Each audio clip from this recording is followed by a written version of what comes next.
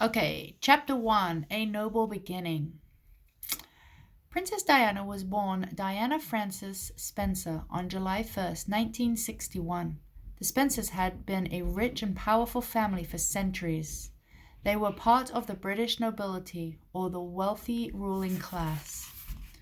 Diana had been born in Park House, a beautiful and large home on the Queen's estate at Sandringham, England. In the 1930s, Diana's grandparents were invited to live in the house by King George VI. Park House was then passed on to Diana's mother when she had a family of her own. Diana's father, John Spencer, held the title Viscount Althorp. He had been an officer in the British Army and fought for England during World War II. Diana's mother was Frances Spencer's Viscountess Althorp.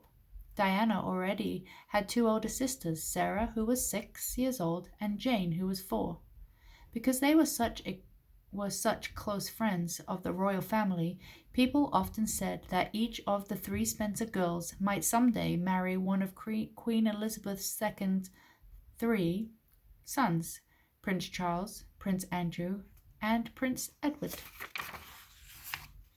When Diana was born, the Spencers had been hoping for a son to carry on the family's name and inherit their fortune. In fact, the Spencers had not even picked out a girl's name. They decided on Diana a week after their 3rd daughter was born. As a young child, Diana often played alone. Her 2 older sisters were away at boarding school. Their growing up was done out of my sight, Diana later said.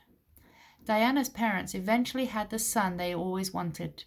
Charles Spencer was born in 1964, when Diana was almost 3 years old. Charles became Diana's best friend. The youngest Spencer children had fun exploring all of Park House. The huge 10-bedroom mansion had long staircases with railings the children could slide down. Diana was an athletic child. She enjoyed riding her bike, swimming in their pool, and climbing trees. She also liked playing with her stuffed animals and kept many on her bed. She loved her real animals too.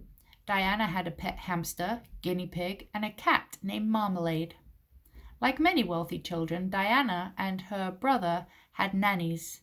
Diana, though, longed to be cared for by her mother. She and Charles tried to get a few of her nannies to quit, even threw their clothes out of the window. But they quickly learned that a new nanny could always be hired to replace the old one.